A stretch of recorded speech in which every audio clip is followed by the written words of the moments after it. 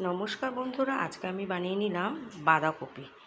অসমের বাঁধাকপি খেতে খুব ভালো লাগে। বা আমি বাঁধাকপিটাকে জলের মধ্যে সিটি দিয়ে জলটাকে ঝারিয়ে নিয়েছিলাম।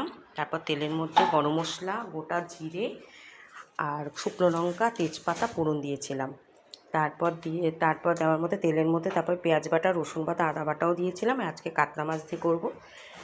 তারপর বাঁধাকপিটাকে ভালো করে মশলা দিয়ে, ধনে, জিরে, নুন, চিনি দিয়ে মশলা দিয়ে তারপর মাথাটাকে এই বাঁধাকপির মধ্যে আমি দিয়ে দেবো।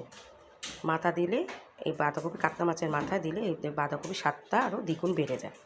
তারপর আমি বাঁধাকপির মধ্যে এই মাথাটা দিয়ে দেবো। তারপরে একটু সাঁতলে নেবো। ভালো করে সাঁতলে নেওয়ার পর সাঁতলে নেওয়ার পর তারপর আমি দেওয়ার মধ্যে একটু গরম মশলা গুঁড়োটা দিয়ে দেবো। এই বাঁধাকপি, কাতলা মাছের মাথা দিয়ে কার কেমন লাগে জানাবেন। পছন্দ লাইক করবেন।